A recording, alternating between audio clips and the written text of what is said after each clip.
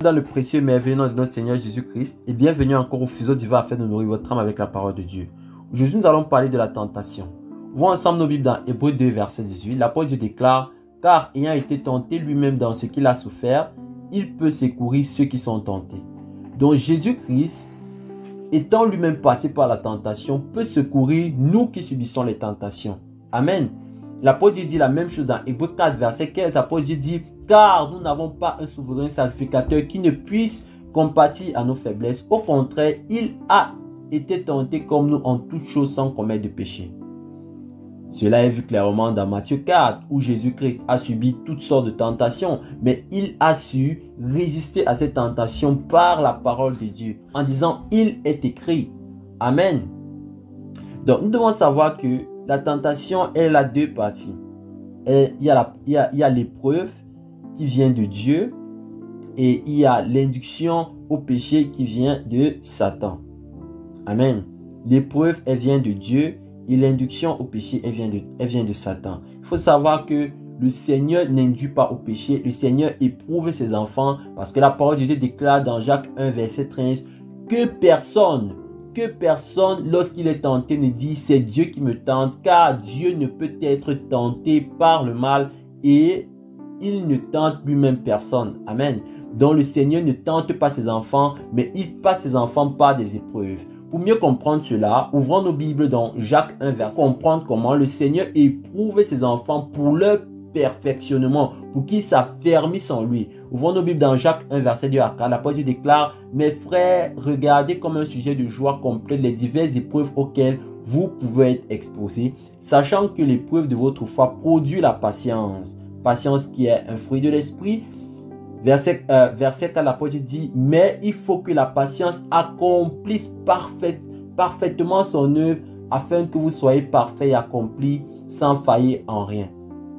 Donc ici, l'apôtre Jacques essaye de faire comprendre aux bien-aimés que l'épreuve ne doit pas être perçue de façon négative. L'épreuve vient pour affermir l'enfant de Dieu. L'épreuve vient pour perfectionner l'enfant de Dieu. Alléluia. C'est très très important. Donc maintenant nous allons voir un diagramme. Nous allons suivre le diagramme sur la tentation. Disons sur le point 6 là. Qui est la position, disons, du chrétien. Et là,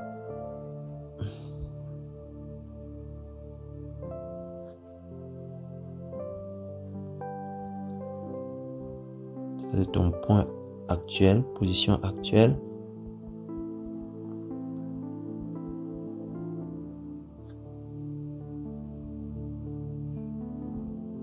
Puis tu as deux choix. Et là, tu as deux choix. Soit l'obéissance, soit la désobéissance.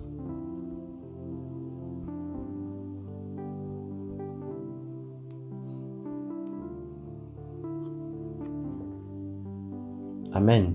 Donc ici là, c'est la position, c'est le point de mise à l'épreuve.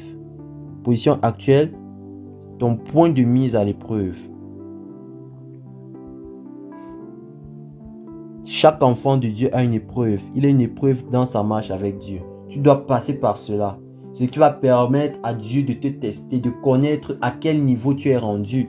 Rappelons-nous de l'histoire de Abraham dans Genèse. Dans Genèse 22, verset 1 et 2. Genèse 22, verset 1 et 2. Nous voyons comment Abraham, il a su obéir à Dieu. Le Seigneur lui demande son fils, Isaac, mais il décide délibérément d'obéir à Dieu. Il a entrepris une obéissance coûteuse pour plaire à Dieu. Amen. Donc, il a pu passer son épreuve en choisissant d'obéir. Amen. Et nous devons savoir que le diable, il éprouve aussi les gens, mais lorsqu'il voit que les tactiques qu'il utilise ne fonctionnent pas, il a recours à la séduction pour induire au péché. Amen. Et comme je l'ai dit, le Seigneur utilise les épreuves et les séductions du diable pour évaluer, pour examiner ses enfants. Amen. Et nous devons savoir que chaque commandement de Dieu est une épreuve. Donc l'examen de Dieu pour le progrès spirituel a lieu chaque jour, ça a lieu quotidiennement.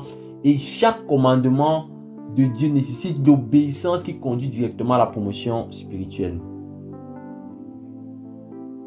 Tout commandement de Dieu nécessite d'obéissance qui conduit directement à la promotion spirituelle. Amen. Et ce que nous venons d'illustrer là, ça amène directement, tu as deux choix. Soit tu obéis, soit tu désobéis. Le Seigneur t'exhorte à obéir. Le Seigneur ne va jamais mettre de la pression sur toi parce que le Seigneur reconnaît que tu es un agent moral libre. Il t'exhorte à obéir, mais si toi tu désobéis, alors c'est un choix personnel que tu auras fait. Amen. Et il faut savoir que personne ne reste le même. Personne ne reste le même après avoir désobéi. Lorsque tu désobéis, tu es démis de tes fonctions spirituelles. Nous allons prendre un autre exemple. Nous allons dessiner un autre diagramme. Et là, nous allons prendre deux personnes, personne A, personne B. Ce point-ci, c'est le point de l'épreuve.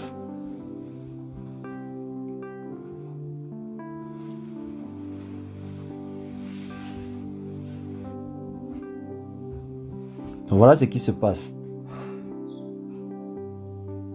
Celui qui obéit, celui qui désobéit. Voilà. Celui qui obéit, le voici. Il est à ce niveau. Celui qui désobéit, il est là, à ce niveau. Celui qui continue dans l'obéissance, voilà. Il augmente dans sa marche avec Dieu. Par contre, celui qui désobéit, il arrive à l'épreuve, il trébuche. Ici, là, c'est le point de l'épreuve. Les points ici qui sont bien assurés là. Et c'est comme ça que ça fonctionne. Prochaine personne, il est là. Il arrive au niveau de l'épreuve. Et voilà. La même chose se produit. Il arrive au niveau de l'épreuve. Il n'arrive pas à résister. À un certain moment, qu'est-ce que vous constatez? Regardez la personne A ici. Regardez la personne B. Regardez le gap qu'il y a entre les deux. Là, nous voyons le gap, l'impact de trois actes consécutifs d'obéissance et de désobéissance. Trois actes consécutifs d'obéissance et de désobéissance. Regardez ce qui se passe entre ces deux personnes.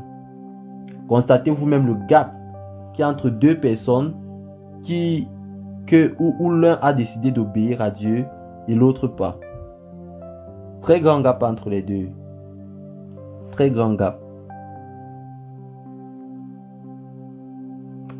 Amen. Et puisque les épreuves sont les voies par lesquelles Dieu examine ses enfants, personne ne peut échapper à l'épreuve, mes frères et sœurs. Personne ne peut échapper aux périodes de test. Pourquoi? Parce que c'est un moyen de perfectionnement. Et tous les enfants de Dieu doivent accepter les moments d'épreuve avec joie. Donc, que le Seigneur vous bénisse.